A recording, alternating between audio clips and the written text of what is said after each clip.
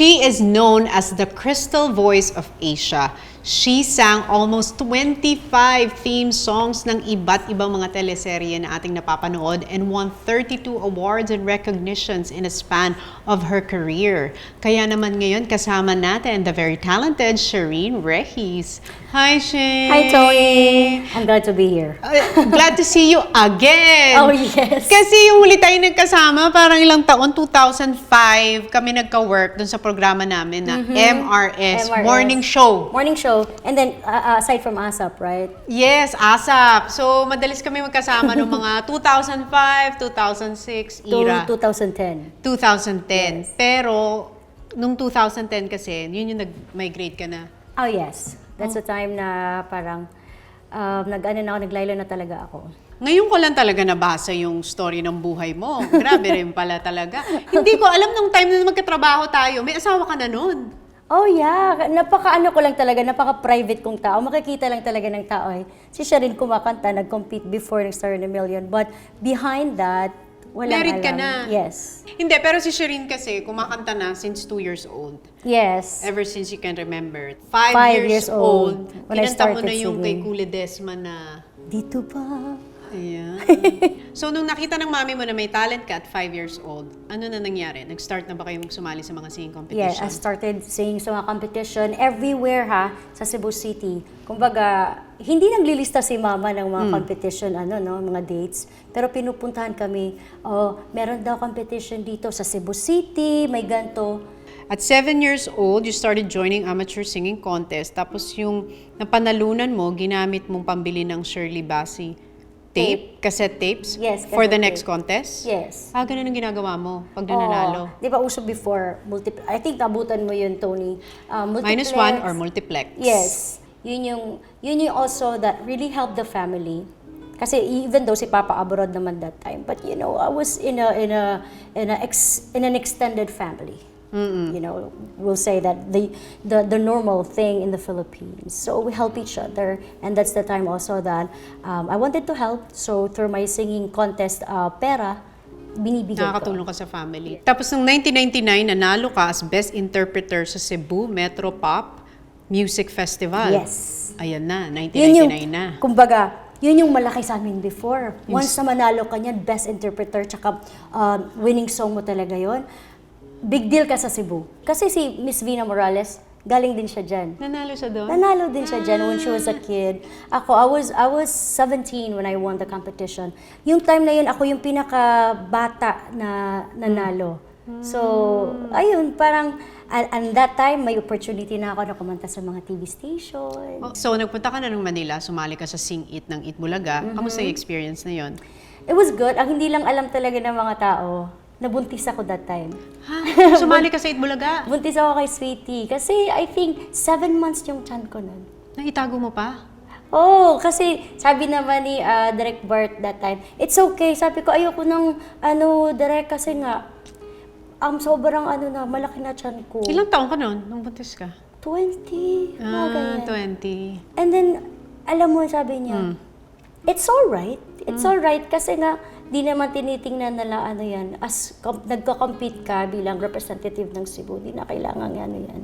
So, natago nung time na yon. Natago. So, after mo mga anak, 2002 yon, 2003 sumali ka na sa Star in a Million. Ng Star in a Million. May anak ka na noon nung time May na yon. anak na. Pero parang bagong-bago pa lang, months pa lang ang anak mo noon. Months pa lang, 6 months pa lang si Sweetie when nung nag-start na talaga yung competition na yung 10 finalists na. 2003, yun yung pinakaunang Star in a Million, di ba? Yes. Tapos, naging controversial yun because everyone was rooting for you and everybody thought na ikaw ang mananalo. You were even the favorite Yes. nung time na yun, I was di the ba? Texter's Choice winner. Oo. But, nung in-announce na hindi ikaw ang grand champion, talagang nakita. Napaka-transparent. Nakita sa telebisyon na talagang nadismaya ka. Oh, Ay, hindi siya natuwa na hindi siya yung grand champion.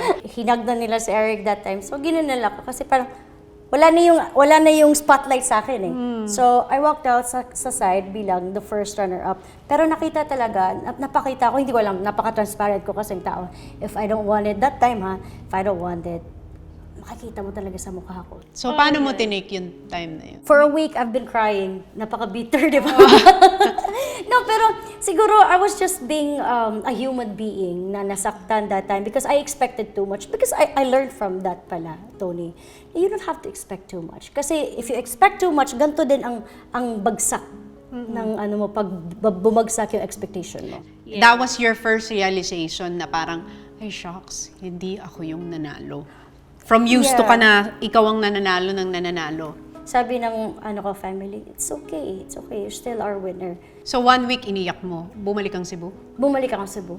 And Dahil then, hindi mo na itutuloy pagkanta o gusto mo sa Cebu ka na lang? gusto kong mag-proceed na sana ng master's degree. Oo, kasi tapos siya ng BS Secondary Education with a major in English at Cebu Normal University. Yes. Tapos si Sherin. So gusto mo na lang mag-masters? Mag-master's and then probably hanggang sa mag-PhD and then papuntang Amerika. Kakalimutan mo na pagkanta after nung Star in a Million? Yes, grabe yung pagkadismay heartbreak. ako talaga. Heartbroken ako that time na parang gusto ko nakalimutan siya.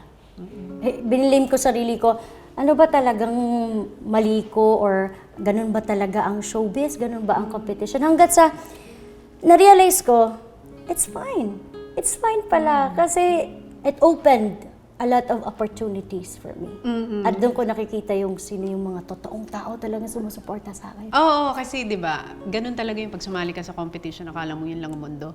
And then the real competition starts after the competition. Yes. Di ba, nung umuwi ka ng Cebu, may naka-receive ka ng tawag. Yes. Tumawag sa akin yung manager ko, sabi na, gusto ng production ng ganito na papauwiin ka dito, bibigyan ka pag-start ka ng condominium, and then meron ka ng program. Ito yung parang sa Wawawi.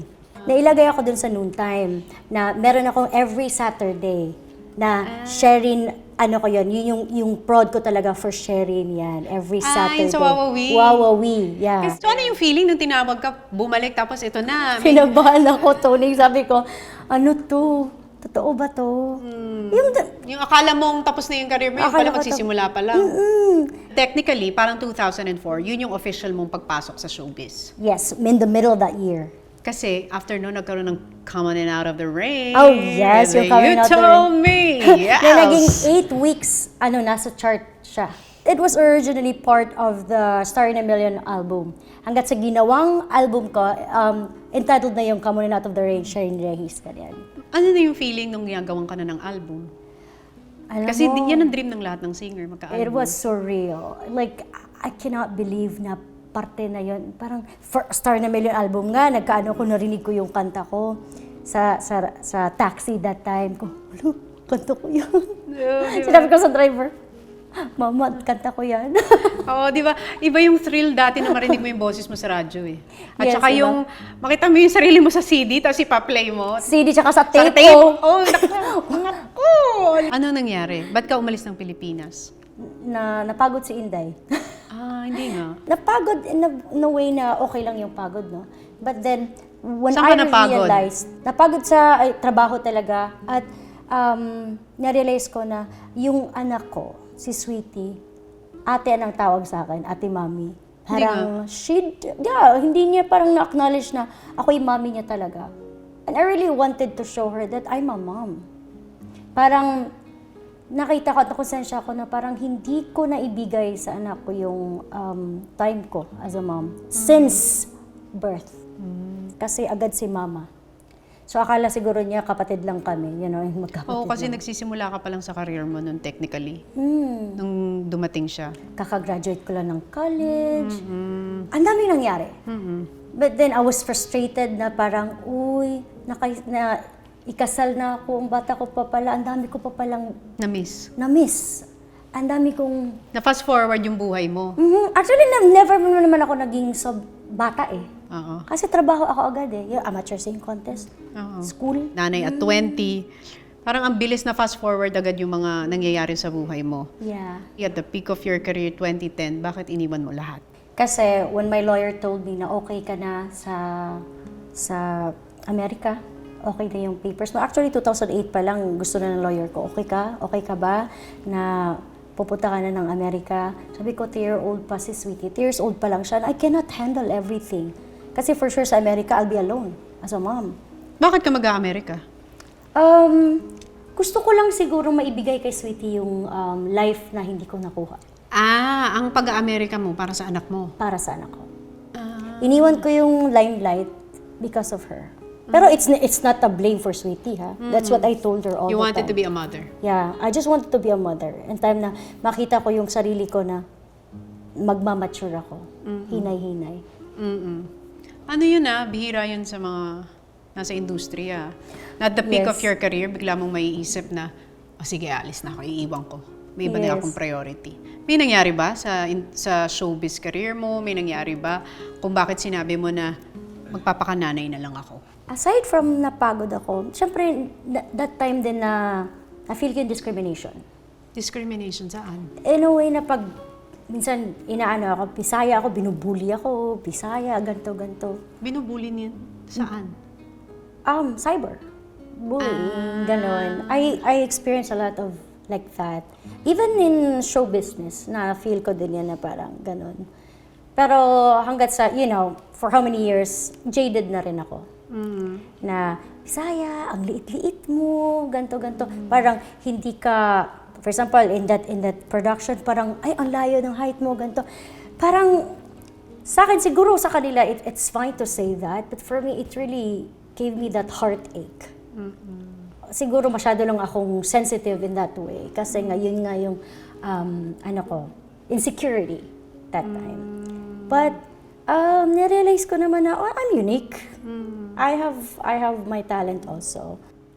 Yun, aside from and then, ang focus ko talaga ay maging nanay. Alam ko na yung nangyari. Napagod ka na yung feeling mo na sa showbiz ka, pero feeling mo you don't belong in showbiz. Yes. You never felt like you're really part of the industry. Because you feel like laging may mali sa'yo, Correct. hindi enough yung talented ka lang.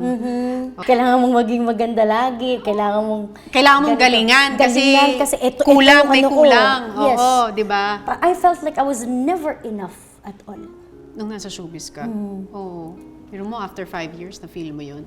Correct. Feeling ko, hindi ka napagod sa trabaho. Napagod ka emotionally. Emotionally. Emotionally tired and mentally tired ka na. So sabi mo, magpapakananay ka. Kamusta nung nasa Amerika? Hindi naman siya naging hard talaga since maraming relative doon na tumutulong din. Kung may shows ako in different states, so Nag-show ka pa rin doon? Yes, show, nag-theater. So, nung time na yun, Sweetie was only 6 and a half. So, iiwan ko lang siya sa babysitter. And then, pagbalik ko, ayan, syempre, nakikita niya yung bata. And then, nagsuschool naman siya. Yung nakita ko siya, nag-enjoy talaga sa school niya sa Amerika. And then I said, yes. I made the right decision. I made the right decision, yeah. Then hindi ko naman stop. I didn't stop singing. Kumakanta pa rin ako sa mga shows kasi may mga producers din naman na kumukuha talaga sa akin. Oo, kasi nandun ka na sa Amerika, di ba? Nag-enjoy din ako na nakita ko yung ibang-iba sa Pilipinas. Napaka-tahimik din ang buhay. But then, even if nakita ko na parang sobrang tahimik ang buhay, hinahanap ko rin ang limelight. Kasi dyan ako nag-start kanta-kanta sa stage. Pag nasa stage ako doon, iniisip ko, yes, ibang share rin to. Oo, parang yun talaga yung a part of you na hindi na mawawala sa iyo. Yes. 'Di ba ang isang babae maraming aspeto naman 'yan. We are a mother, a wife, tapos meron pa rin tayo yung individuality natin. Yun yung Sherin na wala ka pang anak, ikaw na yun. Yes. Yun yung pagkanta. Ang pagkanta. Pero nung nasa Amerika ka ba, doon yung nagka-thyroid? 16, hindi ko alam. Ang alam ko lang that time na may parang tumor or cyst, something dito. Cyst na hindi ko alam kung benign or cancerous. That's when I decided to go to Cebu that time kasi may invitation, kasal. Hanggat bigla akong parang na-collapse. Nag-collapse ako na I fainted na hindi ko alam na biglang napagod yung katawan ko. So, na-diagnose ka with thyroid cancer? That time. And then they decided na kailangan talagang operahan. Kasi that time, akala ko parang, okay lang siguro yan. Isabi nila, 2016 yan, 2016. I never told anyone. Dito ba yan sa Pilipinas nung na-diagnose? Yes. Nung nandito ka? And I decided sa Cebu na lang magpa-opera. Paano mo tinake yun? Sinabi sa'yo may thyroid cancer ka. Alam mo yung luhang pag ganun, Tony, ditong area na to hanggat sa naka-sunglass ako. Nung narinig ko yung word carcinoma, sabi ko, carcinoma, cancer yan ah. And then the doctor told me, it's a very treatable cancer. Pero, ang ano yan, pag maoperahan ka, pwedeng matamaan yung laryngeal nerve and it could affect your voice quality. So, anong nangyari habang ino-opera? When the anesthesiologist started na to give me the anesthesia, in-inject na niya, parang sabi ko, Lord, Bala ka na. ikaw na po bahala. Kasi kung mawala man tong bread and butter ko, ikaw na po bahala kung anong mangyayari po. And surrender ko sa kanya lahat. Because, probably I got that illness siguro from stressing out too much and from overthinking. Di ba nung sinabi ko sa'yo na parang ano nangyari, ba't wala na ako sa limelight, ganito, iba na, am I still enough, I'm still useful in this world, Stress mga talaga. ganyan. So when I surrender everything to God, I told Him, ikaw na po bahala, Lord, mawala man to, ikaw na po bahala. Habang ino-opera ka, pinapatugtog namin yung kanta mo. Yes. Pinatugtog namin para makonsensya ang mga doctors na eto yung mawawala pag magkamali kayo. Oo, ingatan nyo yung golden voice nito. Huwag nyo huwag dadaplis sa vocal cords. Correct. Kasi Yun. lapit yan dito di ba? Mhm. So after, ano nangyari dun sa recovery? Hindi ako makapagsalita agad. Parang boses ipis ata ako that time nung when I woke up, parang, sabi ko, eto na ba yun? Eto na ba yun? And then the doctor told me, you cannot talk pa. And then you cannot sing. Please, hayaan mong hindi ka kumanta muna for 6 months. 6 months! Ang tagal naman! Ganun pala pag opera sa thyroid. O, para daw, 6 months hindi pwede kumanta, pero pwede na magsalita. Pwede magsalita, hinahinay. Hindi After malakas. ilang? After 2 days siguro. Pwede ka na magsalita. Pwede magsalita. Pero ang quality ng voice, iba. Kahit na magsasalita ako, iba pa rin yung quality. Ang ginawa ko, di ba? Parang ano yun kasi, parang feeling ko, eto, muscles din to. Kung gusto mo magka-bicep o malaking bicep mo, mag-workout ka. So what I did is, lagi ako nagvo-vocalize. Kahit na sinabi ng doktor, huwag ka munang magkanta-kanta, huwag mo nang pagurin sa Kailan ka mo. nag-vocalize? After 6 days, after 5 days, ganyan. Yung time na yun, bored ako. Lahat lang meron ako. Vocalize ka? Vocalize ko, ha? Anong lumalabas na boses? Manipis, lagi na parang naka-falsetto, naka-headtone ka lang lagi. Wala yung bass ng boses.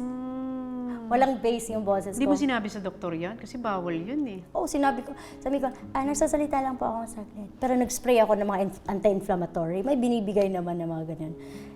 Di ba 6 months bago ka kumanta? Kailan ka uli-huling kumanta? Hindi umabot ng 6 months din. Kasi after 3 weeks, kumanta ako for that Santo Niño. Matigas parang ang show. ulo neto. Kasi, nakapirma na ako eh. Sinabi ko na Kamusta? under radiation pa rin ako that time. So, ang layo ng mga tao sa akin, para, syempre, makaka-affect yung radiation sa ibang tao eh. So, malayo, nag-show ako, kailangan yung damit ko naka-turtleneck. Hindi nyo alam, may pinagdaanan pala yung leeg niya. Turtleneck, kasi may bandage pa. 3 weeks after mo ma-opera, kumanta ka na. Yes. Anong kinanta mo? Come on out of the rain. Talaga. Matigas ka talaga. Alam ng producer that time na nangyari sa akin. Kaya lang, kailangan kong tuparin. Ang professional niya, no? Pwede namang i-playback mo na lang yung boses mo. June, nag-tour ako ng Australia. Hindi Nakapirma na ako ng kontrata yun After mo mag-opera? Yes, tsaka unexpected din naman yung opera eh. Kailan yung window na yun? 1 month lang, nag-tour ka na? Diba, March, April, meron pa akong ganun na rehab, kailangan yung boses ko, talaga. June, yan, start na yan. Kung kumakanta ka na. Arangkada na si Inday. Sinabi mo na sa doktor mo yan? Hindi na? Sinabi ko sa doktor ko, sabi niya, just make sure na hindi ka masyadong nagpapagod. Kasi nga hindi nga siya kasi na normal na parang thyroid operation. May cancer kasi. Pero ngayon, ano nang sabi ng doktor? After nung ma-opera, cancer-free ka na? I'm cancer-free, but syempre, I need to check all the time. Wag lang masyadong stress, wag lang masyadong pagod yung katawan. From being in America noong 2010, kailan ka umuwi?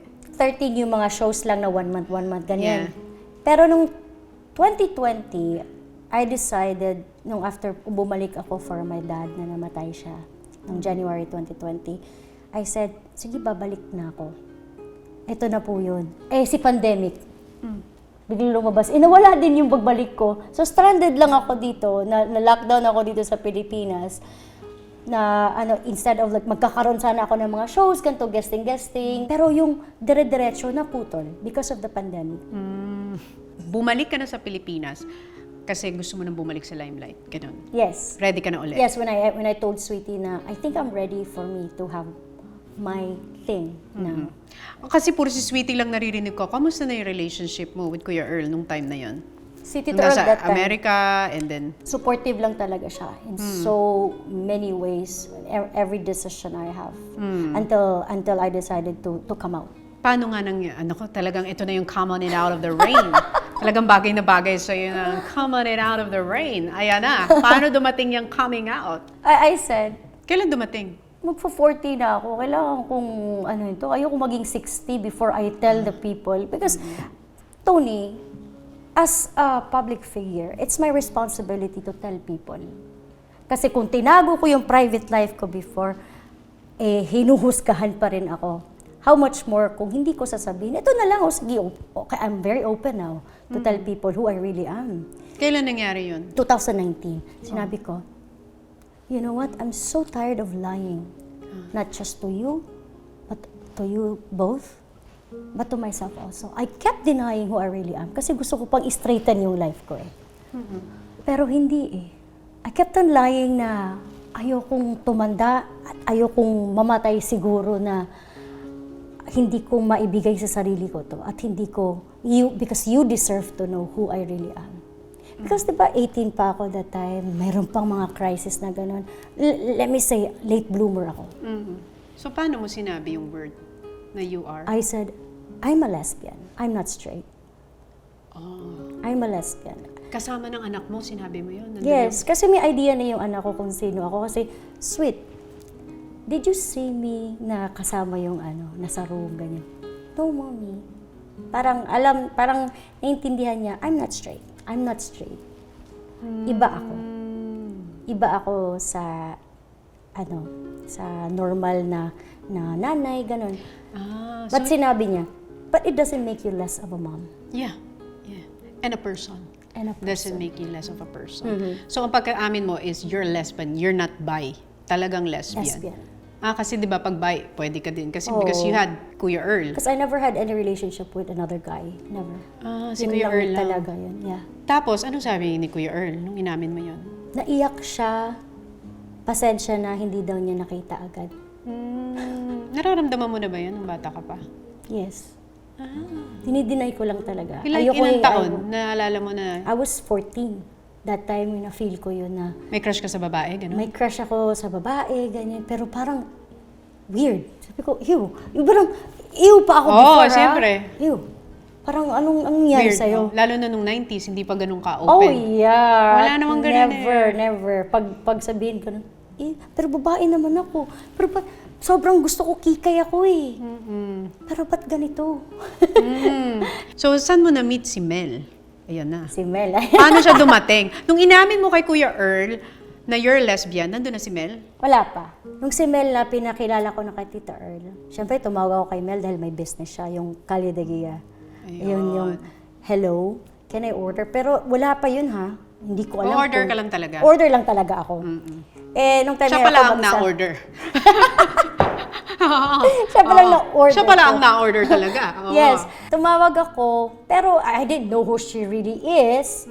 And that time, kung may karelasyon or what, gusto ko lang na umorder. Because I want boodle fight. Kasi matagal nga ako sa Amerika. I just want to try something Yung like boodle that. And then may frozen products, sa mga longganisa. And I wanted it to be some gifts para sa mga kaibigan, ganyan. So, and I said, hello, can I order something like this, blah, blah, blah. Until I met her, kasi siya talaga mismo yung nag-deliver. So, wow naman. So, as an entrepreneur, alam ko din yun, parang kung ikaw mismo, oh wow, may Very effort. personal. Very personal, may effort. Hanggat sa we talk about that and I open up, yeah, I'm an ally. I am a supportive of LGBT also. Ganyan-ganyan. Nagkausap na kayo. Hanggat sa nagte-text na kami, hindi agad-agad yun, nagte-text, naging kaibigan, naging sabi niya, one text away, one call or one text away lang ako pag may problema ka, if you're lonely, ganyan. O sige, at least parang may nahingahan ako kasi wala nga ako sa Amerika. Ako lang mag-isa that time na nasa condo. Sabi ko, oh, at least may parang kaibigan ako, ganyan. Hanggat sa Kailan nagka-feelings? naging kami.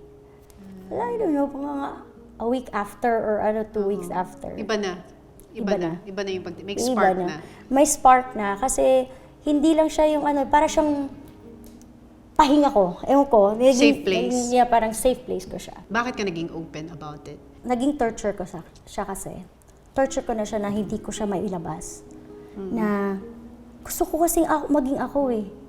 Kasi ang daming instances na hindi ako happy sa ginagawa ko kasi hindi naman to ako eh.